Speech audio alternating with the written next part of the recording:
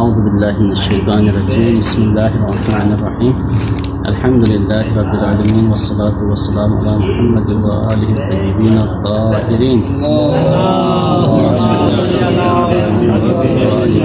وعجل فرجهم وطلب الغرماء الحجر لأن الحق لهم فلا يتبرأ الحاكم به عليهم. کل ہم نے بیان کیا کہ اگر کوئی شخص مفلس ہو جائے تو حاکم شرع غرماء کی درخواست پر اس شخص کے اوپر پابندی عائد کرے گا، لیکن پابندی عائد کرنے کی کچھ شرائط ہے. ہم نے کہا ٹوٹل کتنی شرائط ہیں؟ 4 شرائط کیا ہے موجود ہے. اگر یہ 4 شرائط تام ہو جائے تو حاکم شرع پابندی عائد کر سکتا ہے، ورنہ پابندی عائد نہیں کر سکتا. شہید نے یہاں پہ 3 شرائط کا ذکر کیا ہے اور چوتھی شرائط کو یہاں پہ بیان نہیں کیا. شاید اس کی وجہ یہ ہو کہ اس کو بیان کرنے کی زیادہ ضرورت محسوس نہیں کی. وہ شرط کیا ہے بالکل واضح ہے اور کیا ہے بدیہی ہے، اس لیے اس کو بیان نہیں کیا. وہ شرط کیا ہے جو واضح ہے اور یہاں پہ بیان نہیں کیا؟ وہ یہ ہے کہ جب کوئی شخص یہ دعویٰ کرے کہ اس بندے کے اوپر میرا قرض ہے اور یہ بندہ کیا ہے دیوالیہ ہو گیا ہے، اب آپ اس کے اوپر پابندی عائد کریں، تو حاکم شرع کب پابندی عائد کر سکتا ہے؟ جب حاکم شرع کے نزدیک دین ثابت ہو جائے، واقعاً یہ بندہ اس کا کیا ہے مقروض ہے، اس کا مدیون ہے، یہ دین حاکم شرع کے نزدیک ثابت ہو جائے تو وہ پابندی عائد کر سکتا ہے. ورنہ ہر کوئی بندہ آ کے کہے یہ بندہ مدیون ہے اس کے اوپر پابندی عائد کرے تو حاکم شرع پابندی عائد نہیں کر سکتا. لیکن لہٰذا پہلی شرط کیا ہو گئی؟ حاکم شرع کے نزدیک دین ثابت ہونا چاہیے. پہلی شرط ہے، اس کو یہاں پہ بیان نہیں کیا، شاید زیادہ واضح ہونے کی وجہ سے بیان نہیں کیا. دوسری شرط جو کل ہم نے بیان کیا وہ کیا ہے؟ دوسری شرط یہ تھی کہ جب اس بندے کا مال اس کے دیون سے کیا ہو جائے، کم ہو جائے. دین زیادہ ہے اور اس کا مال کیا ہے؟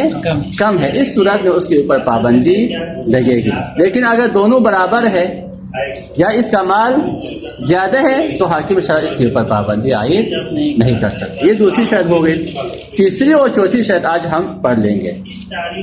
تیسری شرط کیا ہے کتاب کے مطابق؟ دوسری شرط وہ یہ ہے کہ حاکم شرع مفلس کے اوپر اس وقت پابندی عائد کر سکتا ہے جب غرماء کیا ہے اس سے درخواست کرے حاکم شرع سے کہ اس کے اوپر آپ پابندی عائد کریں. درخواست کرے تو حاکم پابندی عائد کر سکتا ہے. اگر وہ درخواست نہ کرے تو حاکم شرع اپنی مرضی سے اس کے اوپر پابندی عائد نہیں کر سکتا. ہاں کچھ موارد ہے جہاں پہ غرماء کی درخواست کے بغیر بھی حاکم شرع پابندی عائد کر سکتا ہے. ان میں سے ایک مورد یہ ہے، مثال کے طور پر جو غرماء ہے، جو صاحب دین ہے، وہ ایسے اشخاص ہیں جن کے اوپر حاکم شرع کو ولایت حاصل ہے، جیسے مجنون ہے، جیسے یتیم ہے، جیسے صفی ہے، جیسے نابالغ بندے ہیں، نابالغ بچے ہیں جس کا کوئی ولی نہ ہو. ان کا ولی کون ہے؟ حاکم شرع.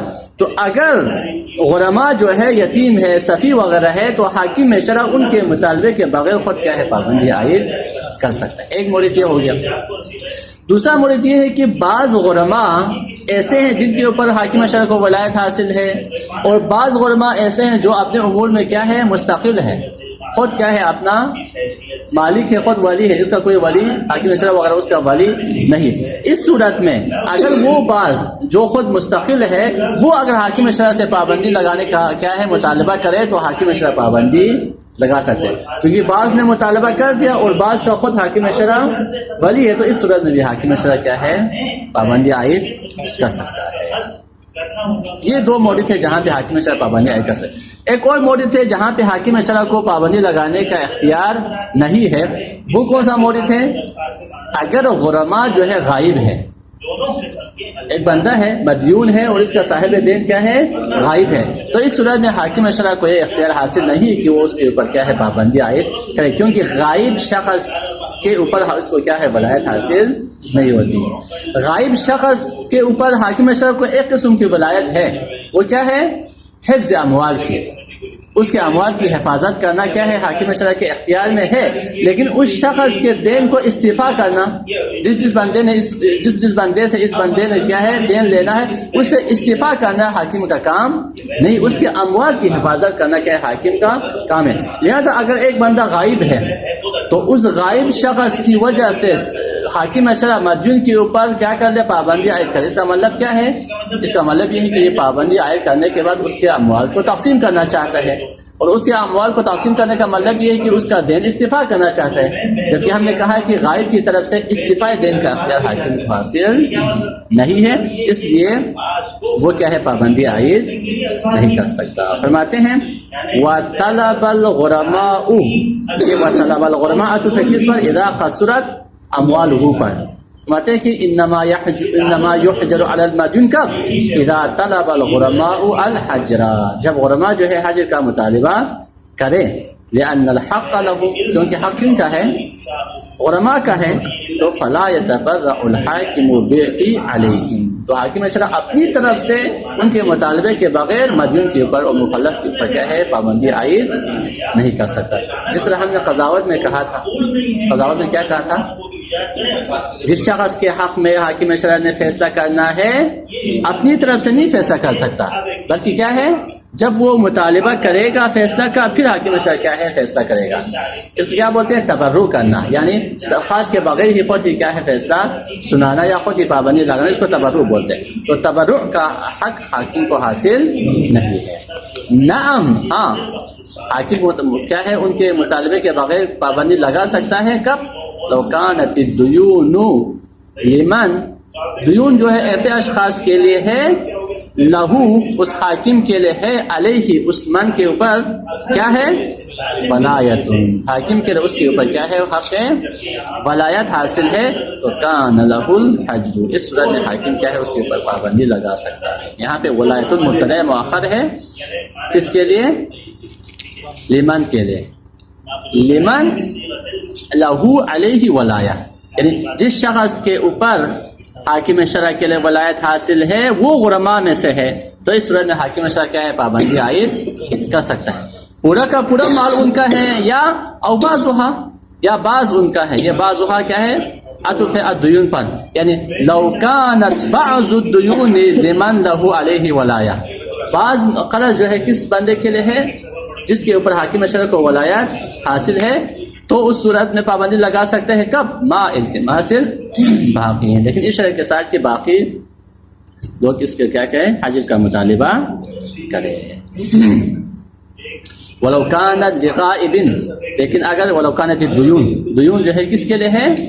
شخص غائب کے لیے ہے، تو لم یکن للحاکم ولایتہ، اس صورت میں حاکم کے لیے حجر کی ولایت حاصل، ولایتہ یعنی ولایت الحجر، پابندی لگانے کا اختیار حاکم کو حاصل نہیں ہے، لأن الحاکم لا یستوفی لہ، حاکم جو ہے اس غائب کے لیے کیا ہے استعفاء دین نہیں کرے گا، بل یحفظ اعیان اموالہ، بلکہ حاکم کیا کرے گا اس کے عین مال کی حفاظت کرے گا۔ اچھا، یہاں پہ بات آ گئی حاکم شرع کی اور بات آ گئی ولایت کی بھی، تو اس حوالے سے بہت ہی اختصار کے ساتھ ہم بیان کریں گے کہ حاکم شرع سے کیا مراد ہے اور اس کی ولایت کا دائرہ اختیار کتنا ہے، کیونکہ حاکم شرع کا اصطلاح زیادہ ہوتا ہے، توضیح میں بھی آیا حاکم شرع کی طرف رجوع کرو، منہاج میں بھی آیا حاکم شرع کی طرف رجوع کرو، تو حاکم شرع سے مراد کیا ہے؟ فرماتے ہیں حاکم شرع سے مراد ہر مجتہد جو جامع الشرائط، وہ حاکم شرع ہے، جو بھی بندہ مجتہد ہے اور جامع الشرائط ہے اس کو کیا ہے حاکم شرع کہا جاتا ہے۔ لہذا کسی مورد میں اگر کہا جائے حاکم شرع کی طرف رجوع کرو، اس کا مطلب یہ ہے کہ آپ کسی بھی جامع الشرائط مجتہد کی طرف آپ رجوع کر سکتے ہیں۔ ہاں، بعض موارد میں جب حاکم شرع کی طرف رجوع کرو کا کہا جاتا ہے تو اس سے مراد ہر مجتہد جامع الشرائط نہیں ہے، بلکہ مجتہد جامع الشرائط جو کہ اعلم ہو وہ مراد ہے۔ جیسے تقلید میں، تقلید آپ نے کیا کرنا ہے اس مجتہد جامع شرائط کی کرنی ہے جو عالم ہو، غیر عالم کی تقلید آپ نہیں کر سکتے۔ ایک اور دوسری بات کیا ہے خمس کے حوالے سے، خمس کے حوالے سے کہا جاتا ہے آپ نے خمس کس کو دینا ہے؟ حاکم شرع تک پہنچانا ہے۔ اس کا مطلب کیا ہے؟ ہر مجتہد کی طرف نہیں، وہ مجتہد جو جامع شرائط ہو اور عالم ہو۔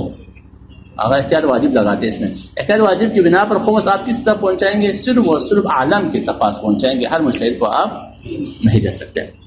تو بعض موارد میں حاکم شرع سے مراد عالم ہوتا ہے، لیکن عمومی جیسے طلاق کا مسئلہ ہوتا ہے، جیسے مجہول المال میں حاکم شرع کی اجازت چاہیے ہوتا ہے، ان موارد میں حاکم شرع سے کیا مراد ہے؟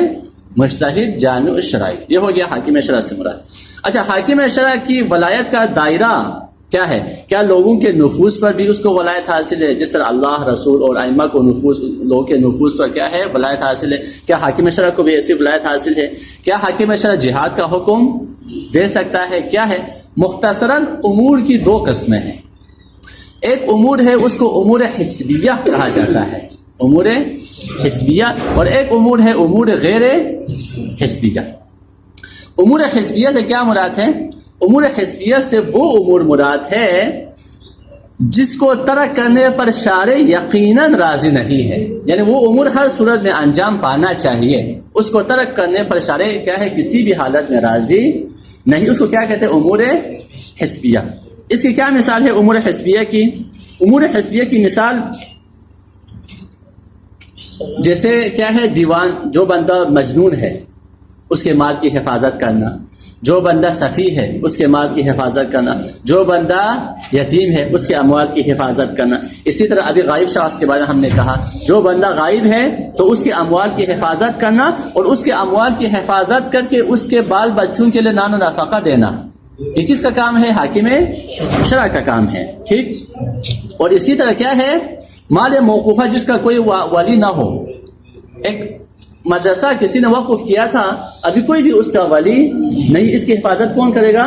حاکم شرع کرے گا۔ اسی طرح ایک بندہ فوت ہو جاتا ہے، اس کا کوئی ولی نہیں ہے، تو اس کی تجہیز اور تکفین کا کام کس کا ہے؟ حاکم شرع۔ یہ ایسے امور ہے جو ہر صورت میں انجام پانا چاہیے، اس کے ترک پر شارع کبھی بھی راضی نہیں، اس کو کیا بولتے ہیں؟ امور حسبیہ۔ امور حسبیہ میں تمام مراجع کو، جو جامع شرائط ہو، تمام مجتہدین جامع شرائط کو کیا ہے؟ ولایت حاصل ہے امور حسبیہ میں۔ لیکن امور غیر حسبیہ جو جس کا دائرہ اس سے تھوڑا سا وسیع ہے اور تھوڑا سا اعلیٰ درجے پر ہے، وہ امور غیر حسبیہ ہے، جیسے جس کے بارے میں کہا جاتا ہے کہ اسلامی نظام حکومت جن پر موقوف ہے، وہ امور جن پر اسلامی نظام حکومت موقوف ہے، جیسے حدود اور تعزیرات کو جاری کرنا، اگر کوئی بندہ چوری کرے تو اس کا ہاتھ کاٹنا، کوئی خدا نخواستہ زنا کرے تو اس کے اوپر حد جاری کرنا، اسی طرح جہاد کا حکم دینا، انفال میں تصرف کرنا، جیسے جبال وغیرہ ہے ان میں تصرف کرنا، اسی طرح کسی کو قاضی بنانا یا کسی کو کیا ہے قضاوت سے معزول کرنا، دشمن کے ساتھ اعلان جنگ کرنا، ٹھیک۔ یہ ہر مجتہد کو حاصل نہیں ہے یہ ولایت، بلکہ کس مجتہد کو حاصل ہے؟ یہ صرف اور صرف ولی فقیہ کو، جو مجتہد جامع شرائط ہو اور ولی فقیہ ہو، وہ کیا ہے؟ اس طرح کا حکم دے سکتا ہے۔ ہر مجتہد کو یہ حق حاصل نہیں۔ لیکن ولی فقیہ کا دائرہ کتنا ہے؟ ولی فقیہ کون ہے؟ اس کا مصداق ہے، اس میں تھوڑا سا مشکل ہے، اس کی تفصیلی بحث ہم انشاءاللہ کتاب المقاصد میں پڑھیں گے۔ لیکن فی الحال کیا ہے؟ اختصاراً یہ ذہن میں رکھیں کہ ولایت یا امور حسبیہ ہے جس میں تمام مجتہدین کے حاصل ہے، جہاں امور غیر حسبیہ ہو وہاں پہ کیا ہے؟ صرف اور صرف مجتہد جامع شرائط جو کہ ولی فقیہ ہے اسی کو ہی کیا ہے؟ حاصل ہے۔ تو ہماری بحث میں کیا کہا شہید نے کہا لِأَنَّهُ لَا يَسْتَوْفِي لَهُ بل يحفظ اعین اموالہ، جو بندہ غائب ہے اس کے مال کی حفاظت کرنا اور اس کے بچے کو نہ نفقہ دینا، اس حوالے سے حاکم کو ولایت حاصل ہے، لیکن استعفاء دین کے حوالے سے اس کو ولایت حاصل نہیں ہے۔ وَلَوِ الْتَمَسَ بَعْضُ الْغُرَمَاءِ فَإِنْ كَانَ دَيْنُ، فرماتے ہیں کہ اگر صورتحال یوں ہو جائے کہ بعض غرباء نے حاکم سے مطالبہ کیا اور بعض غرباء نے مطالبہ نہیں کیا، تو اس صورت میں کیا ہوگا؟ اس صورت میں فرماتے ہیں کہ وہ بعض جس نے مطالبہ کیا ہے ان کا دین مفلس کے مال سے زیادہ ہو، تو اس صورت میں حاکم کیا ہے؟ پابندی لگا سکتا ہے، لیکن اگر برابر ہے یا زیادہ ہے تو حاکم کیا ہے؟ پابندی نہیں لگا سکتا۔ فرماتے ہیں وَلَوِ الْتَمَسَ بَعْضُ الْغُرَمَاء، بعض غرما اگر کیا ہے؟ پابندی کا مطالبہ کرے تو فَإِنْ كَانَ دَيْنُهُمْ، اگر ان کا دین یعنی بعض کا دین یفی بِمَالِهِ، یعنی اس مال مفلس کو کیا کرتا ہے؟ کافی ہے، یعنی اس کو گھیرتا ہے، وہ یزید اور اس سے زیادہ ہے، یعنی صرف برابر ہونا کافی نہیں، بلکہ کیا ہے ان کا دین مفلس کے مال کو پورا کرے اور اس سے زیادہ ہو جائے، یعنی اس کا مال مفلس کا مال کم ہے اور بعض کا مال دین کیا ہے زیادہ ہے، تو جاز الحجر، اس صورت میں حجر جائز ہے۔ وَأَمَّا، اس صورت میں کیا ہوگا؟ عام ہوگا۔ کیا مطلب؟ اب اس صورتحال کیا ہے؟ بعض نے مطالبہ کیا تھا، بعض نے مطالبہ نہیں کیا۔ ہم نے کیا کہا؟ اگر ان بعض کا دین زیادہ ہے مفلس کے مال سے تو پابندی لگا سکتے ہیں، لیکن اس کا مطلب یہ نہیں کہ پابندی لگنے کے بعد مال صرف انہی میں تقسیم ہو جائے، نہیں، بلکہ جس نے مطالبہ نہیں کیا تھا ان کو بھی کیا ہے حصہ ملے گا۔ یہ مراد ہے وَعَمَّ سے۔ وَعَمَّ یعنی وَعَمَّ الْحَجْرُ بِالنِّسْبَةِ إِلَى جَمِيعِ الْغُرَمَاء، سب غرماء کی نسبت یہ عام ہو جائے گا، سب میں مال تقسیم ہوگا، جنہوں نے مطالبہ کیا صرف انہی کو حصہ نہیں ملے گا۔ وَإِلَّا، لیکن اگر ان کا دین زیادہ نہ ہو تو فلا، اس صورت میں کیا ہے حجر نہیں کر سکتا علی الاقوى، اقوا یہ ہے کہ کیا ہے پھر پابندی نہیں لگا سکتا۔ اقوا کہا، اقوا کے مقابل میں علامہ نے کہا ہے کہ اگر ان کا دین مفلس کے مال کے برابر ہو، وفا کرے تو کافی ہے، برابر ہو تو کافی ہے، پابندی لگ سکتی ہے، لیکن اگر کیا ہے کم ہو تو پھر نہیں لگا۔ اس کا مطلب یہ ہوا کہ قول اقوا یہ ہے کہ برابر ہونا کافی نہیں ہے بلکہ دین زیادہ ہونا چاہیے۔ علامہ نے کیا کہا؟ برابر ہو تب بھی کیا ہے کافی۔ یہی وجہ ہے کہ شہید نے عبارت کیا بیان کیا؟ فَإِن كَانَ دَيْنُهُمْ يَفِي بِمَالِهِ وَيَزِيدُ، کہا نا مال کو گھیر لے، وفا کرے اور اس سے زیادہ بھی ہو جائے، یہ کہا۔ ڈائریکٹ یہ کیوں نہیں کہا فَإِن كَانَ دَيْنُهُمْ يَزِيدُ عَنْ مَالِهِ، یہ کہتے تو کافی تھا نا، اس کے مال سے زیادہ ہو۔ یفی اور وَيَزِيدُ کیوں کہا؟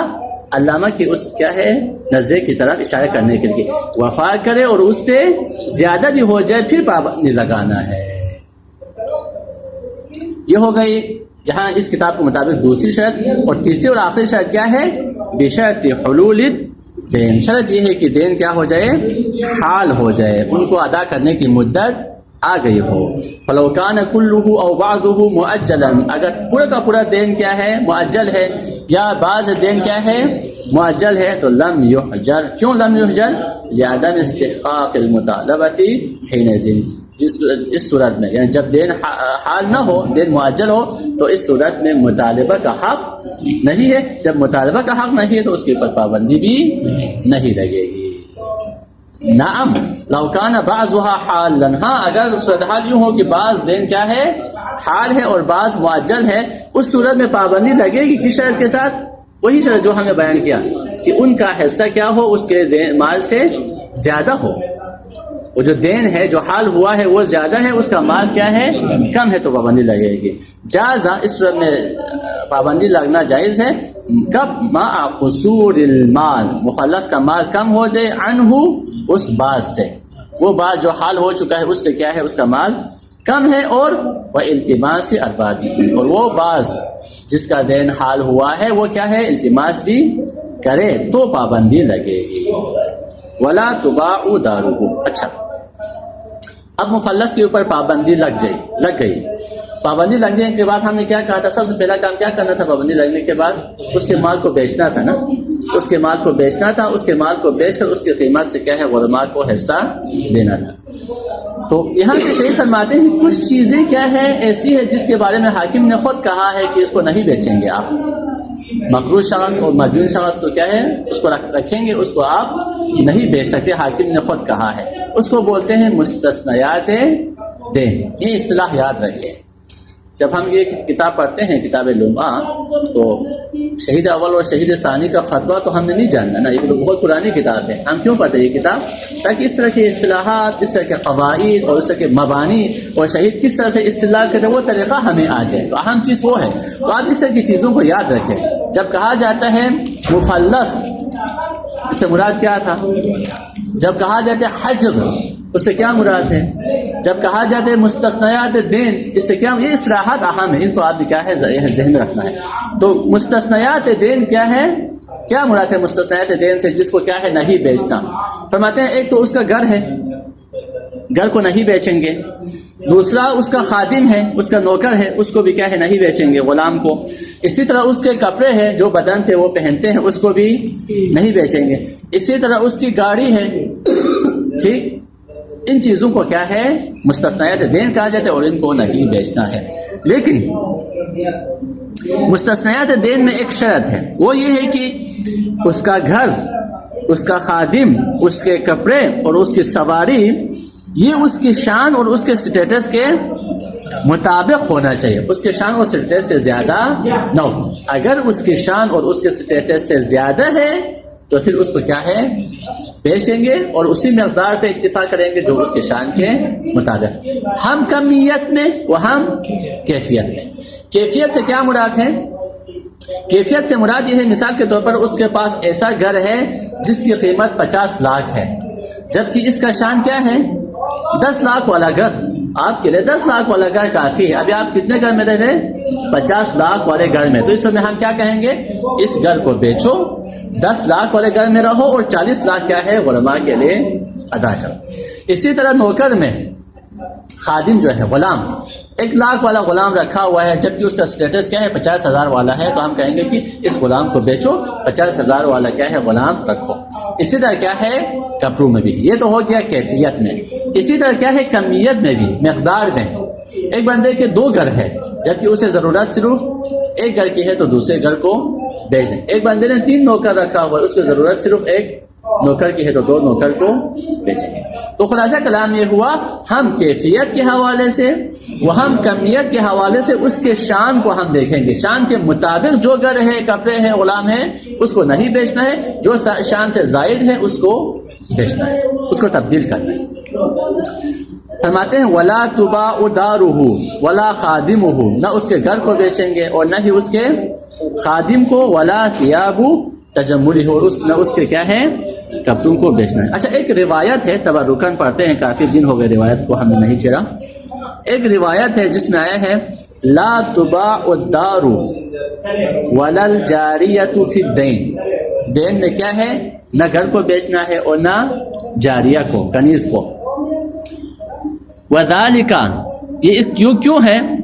انہ لا بد للرجل من ظل یسکنہ، ہر مرد کے لیے ایک کیا ہونا چاہیے سایہ، ایک چھت ہونی چاہیے جس میں وہ رہ سکے، یعنی چھت بندے کے لیے ہونی چاہیے.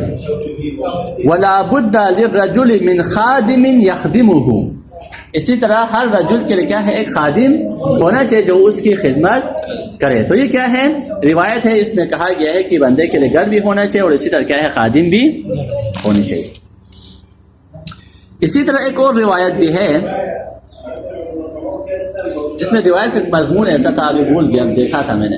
اس کا مضمون یہ تھا کہ راوی جو ہے امام سے کہتا ہے فلان بندے نے میرا قرض دینا ہے اور ابھی وہ بندہ کیا ہے اپنا گھر بیچنا چاہ رہا ہے. تو امام نے اس کو ڈانٹا، کہا اعندک عند اللہ، اعندک باللہ، اس طرح کا لفظ تھا باہر. کیا تمہیں اللہ کا خوف ہے کہ کیا تم اس بندے سے اس کی چھت چھیننا چاہتے ہیں؟ امام نے اس کو اس طرح ڈانٹا تھا. اس کا مطلب یہ ہے کہ کیا ہے اس کی چھت ہونی چاہیے، گھر کو کیا ہے آپ نہیں بیچ سکتے. فرماتے ہیں وَيُعْتَبَرُ فِي الْأَوَّلِ وَالْأَخِيرِ، جہاں تک گھر کی بات ہے اور اسی طرح کیا ہے ثیاب تجمل کی بات ہے، اس میں معتبر ہے ما یلیق بحالہ، اس کے سٹیٹس کے مطابق ہونا چاہیے وہ گھر اور وہ کپڑے. کمن و کیفن، ہم کمیت میں وہ ہم کیفیت میں. وفی الوسط ذالک، اور وسط میں بھی اسی طرح ہے. وسط سے کیا مراد ہے؟ درمیان والا. خادم میں بھی بالکل اسی طرح ہے، یعنی ہم کمیت کے حوالے سے وہ ہم کیفیت کے حوالے سے اس کے سٹیٹس کے مطابق ہوگا، لیکن لشرف او عجز، اس کو غلام کی ضرورت ہے. کیوں؟ شرف کی وجہ سے. معاشرے میں اس کا سٹیٹس ایسا ہے کہ اس کے لیے غلام کی ضرورت ہے. اسی طرح کیا ہے او عجز، یا وہ بندہ کیا ہے عاجز ہے، خود کچھ کام نہیں کر سکتا تو اسے غلام کی ضرورت ہے. یہی بات گاڑی میں بھی آئی، وَكَذَا دَابَّةُ رُكُوبِ. اسی طرح گاڑی میں ایک بندے کو گاڑی کی کیوں ضرورت ہے؟ یا تو شان ہے، گاڑی کے بغیر وہ اس کی بےزتی ہو جائے گی، اہانت ہو جائے گی، یا یہ ہے کہ بندہ چل پھر نہیں سکتا، گاڑی کے بغیر کہیں جا نہیں سکتا. تو خلاصہ کلام کیا ہوا؟ اس کو کیوں الگ کیا؟ وَيُعْتَبَرُ فِي الْأَوَّلِ وَالْأَخِيرِ مَا يَلِيقُ بِحَالِهِ کہا، وَفِي الْوَسَطِ ذَلِكَ لِشَرَفٍ أَوْ عَجْزٍ کہا۔ اس کو الگ کیوں کہا؟ اس لیے گھر اور کپڑے ان دونوں کو ایک سائڈ پہ رکھے آپ، خادم اور گاڑی ان دونوں کو ایک سائڈ پہ رکھیں، ان دونوں میں ایک قدر اجتماع ہے اور ایک افتراق ہے۔ ایک قدر اجتماع، وہ ایک قدر اجتماع کیا ہے؟ چاہے گھر ہو، چاہے خادم ہو، چاہے کپڑے ہو، چاہے گاڑی ہو، سب میں ایک چیز مشترک ہے، وہ کیا ہے؟ اس کے شان کے مطابق ہونا چاہیے، ہم کمیت میں وہ ہم کیفیت میں۔ ایک چیز میں دو مختلف ہے، گھر اور کپڑے، گاڑی اور خادم ایک چیز میں مختلف، وہ کیا؟ وہ یہ کہ جہاں تک گھر اور کپڑے کی بات ہے وہ تو ہر بندے کے لیے ہونا چاہیے، اس میں عجز، اس میں شرف کی بات نہیں ہے۔ یعنی ایسا نہیں ہے کہ ایک بندہ باہر زندگی گزار سکتا ہے تو پھر اس کے لیے گھر کی ضرورت نہیں ہے، نہیں گزار سکتا تو پھر اس کے لیے گھر کی ضرورت ہے۔ ایک بندہ کپڑے کے بغیر رہ سکتا ہے تو پھر کپڑے کی ضرورت نہیں ہے، کپڑے کے بغیر نہیں رہ سکتا تو پھر اس کے لیے کپڑے کی ضرورت ہو، ایسا نہیں۔ یہ تو ضروریات، بنیادی ضروریات میں سے گھر اور کپڑے تو ہر صورت میں ہونا چاہیے، اس میں عجز اور اس میں شرف کو ہم نہیں دیکھیں گے۔ لیکن جہاں تک خادم اور گاڑی کی بات ہے وہ اس بندے کے لیے ضرورت ہے جو کیا ہے؟ شرف کی وجہ سے یا عجز کی وجہ سے اس کو کیا ہے؟ اس کی ضرورت ہو۔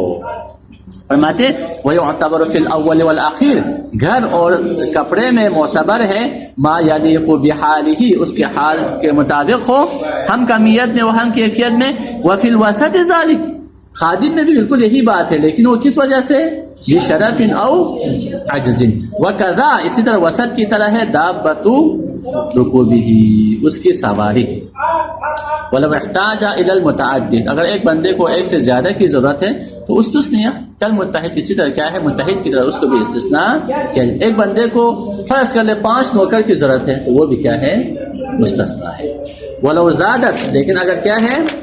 عن ذالک یعنی اس کے ضرورت سے ما یلیق بحالہ، ما یلیق بحالہ سے زیادہ ہے فی احد الوصفین میں، یا کمیت میں یا کیفیت میں، احد الوصفین سے یہ مراد ہے، اما کیفیت کے حوالے سے و اما کمیت کے حوالے سے، اگر ما یلیق بحالہ سے زیادہ ہے تو وجب الاستبدال والاقتصار علی ما یلیق بحالہ، تو اس صورت میں کیا ہے؟ آپ کے ہاں اول اختصار لکھا ہوگا، ابھی ہے نا، ظاہراً والاختصار زیادہ بہتر لگتا ہے۔ وجب الاستبدال والاختصار علی ما یلیق، یعنی اس صورت میں ضروری ہے کہ وہ بدل کرے اور اختصار کرے کس پر؟ ما یلیق بحالہ پر، اس کو اختصار کرنا چاہیے۔ جبکہ سلطان علماء نے کیا لکھا ہے؟ وجب الاستبدال کیفن لکھا ہوا ہے نا، کیفن، اور اول اختصار کو کمل لکھا ہے، تو ظاہر یہ زیادہ درست لگ رہا ہے۔ وجب الاستبدال والاختصار علی ما، چاہے کمیت میں ہو چاہے کیفیت میں، اس کو تبدیل کر کے آپ نے ما یلیق بحالہ پر کیا کرنا ہے؟ اختصار کرنا ہے۔ اچھا یہ تو ہو گیا عام جو مشہور جو فقہاء اس کا نظریہ، لیکن وظاہر ابن الجنید، ابن جنید کے کلام سے جو ظاہر ہوتا ہے وہ کیا ہے؟ بیعہا، ان تینوں کو کیا ہے؟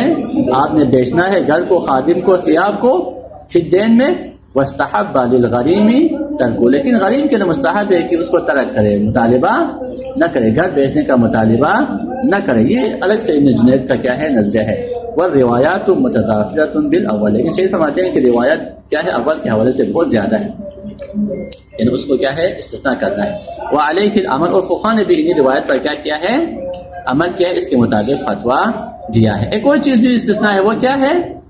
وہ یہ ہے کہ جس دن اس کے اوپر پابندی لگے اس دن سے لے کر اس کے اموال تقسیم ہونے تک اس کا اپنا نفقہ اور اس کے واجب النفقہ کا نفقہ کیا ہوگا؟ استثناء ہوگا، وہ بھی استثناء ہوگا۔ جیسے اس کے پاس چاول ہے، گندم وغیرہ ہے، تو جس دن پابندی لگی ہے اس اموال کو تقسیم کرنے تک کیا ہے؟ اس کا خرچہ رکھیں گے ہم، اور اسی طرح اس کے جو بال بچے اس کے خرچے کو بھی ہم نے استثناء کرنا، اس کو نہیں بیچنا۔ وَقَدَا تَجْرِي عَلَيْهِ، اسی طرح کیا ہے؟ نفقتہ، تجری علیہ اس سے مراد ظاہراً وہی اس کو دینا ہے، اس کو نفقہ ہم دیں گے، نفقتہ اس کو نفقہ دیں گے، ونفقۃ واجب النفقہ، اور واجب النفقہ کا بھی نفقہ دیں گے، کس دن کا؟ یوم القسمت، جس دن تقسیم کرنا ہے اس دن۔ یہاں پہ یوم القسمت لکھا لیکن مراد وہی ہے، جس دن پابندی لگی ہے اس دن سے لے کر تقسیم کرنے تک کا نفقہ کیا ہے؟ اس کو ہم دیں گے۔ پھر شیخ نے یوم القسمت کیوں کہا؟ اس سے پہلے تو دینا ہی دینا ہے، اس میں اختلاف ہو سکتا ہے کہ جس دن تقسیم کرنا ہے اس دن کا بھی نفقہ اس کو دینا ہے یا اس دن کا نفقہ نہیں دینا. شریعت فرماتے کہ اس دن کا بھی نفقہ کیا ہے دینا, لیکن مراد وہی ہے جس دن پابندی لگی ہے اس دن سے لے کر یوم القسمت تک کا نفقہ اس کو دینا ہے. آخری مطلب یہ ہے کہ اگر تقسیم سے پہلے ایک بندہ فوت ہو جاتا ہے, پھر اس سے پہلے کہ اموال تقسیم ہو جائے وہ بندہ فوت ہو گیا, تو شریعت فرماتے ہیں کہ اگر وہ فوت ہو جائے تو سب سے پہلے اس کے کفن کو مقدم کریں گے, اور اسی طرح کفن کے علاوہ جو تجہیز میت ہے اس کے جو خرچہ ہے اس کو کیا کرنا ہے, مقدم کرنا ہے. فرماتے ہیں وَلَوْ مَاتَ قَبْلَهَا قبل القسمت, قسمت سے پہلے اگر بندہ فوت ہو جائے مفلس تو قدم کفنہ, اس کے کفن کو کیا کرنا ہے, مقدم کرنا ہے.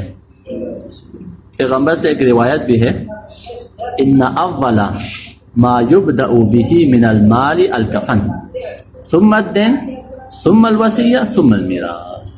سب سے پہلے اگر ایک بندہ فوت ہو جائے تو کیا کرنا ہے, ان اول ما يبدأ به من المال کیا ہے, الکفن ہے, ثم الدین ہے, ثم الوصیہ ثم المیراث, میراث بالکل آخر میں. تو کفن کو مقدم کریں گے.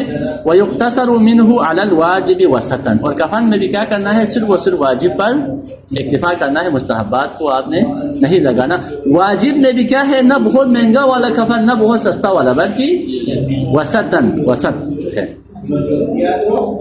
وسط یہ منصوب ہے نا, حال ہے, درحد ہے کہ وہ کیا ہو, کفن جو ہے وسط درمیانی ہو.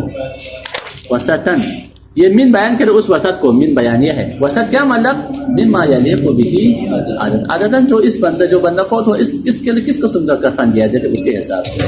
اسی طرح ومؤنۃ تجہیزہ, اسی طرح کیا ہے, قدم کفنہ وقدم مؤنۃ تجہیزہ, اس کے تجہیز کا جو خرچہ ہے, جیسے کیا ہے, جیسے اس کو غسل دینے کے لیے سدر کافور چاہیے, پانی وغیرہ چاہیے, ان چیزوں کو مقدم کریں. وہذہ الاحکام, اسی طرح کیا ہے, قبر کھودنے کا کر سکتے ہیں, نہیں کر سکتے, اجرت لے سکتے ہیں.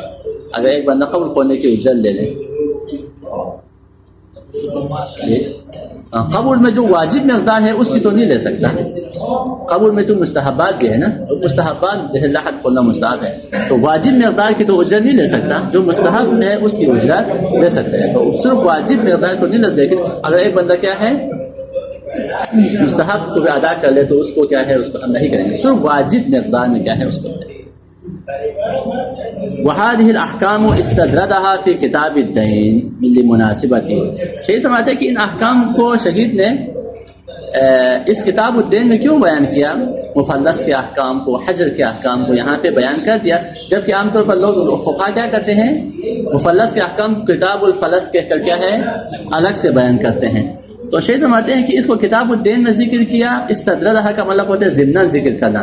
تردن للباب یہ لفظ بھی استعمال ہوتا ہے نا, تردن للباب کیا مطلب, اس باب کی مناسبت سے اس کو ضمناً ذکر کیا. لمناسبتہ, کیونکہ دین بھی کیا ہے, حجر اور فلس کی طرح ہے, مناسبت ہے. کیا مناسبت ہے, دونوں میں کیا ہے, بندے کا ذمہ مشغول ہو جاتا ہے. یعنی اگرچہ دین اور ہے, مفلس اور ہے, لیکن اس کو یہاں پہ کتاب الدین میں کیوں ذکر کیا, ایک تو مناسبت ہے دونوں میں, اور ثانیاً کیا ہے, وَرِعَایَةً لِإِدْرَاجِ الْأَحْكَامِ بِسَبِيلِ الاختصار. دوسرا یہ ہے کہ شہید اول کا اصل غرض کیا تھا, اختصار کرنا تھا. اگر کتاب الدین کو الگ ذکر کرتے, فلس کے احکام کو الگ ذکر کرتے, تو پھر اختصار سے نکل جاتا. اس لیے اختصار کی خاطر کیا ہے, اس احکام کو بھی کیا ہے کتاب الدین میں ذکر کیا ہے.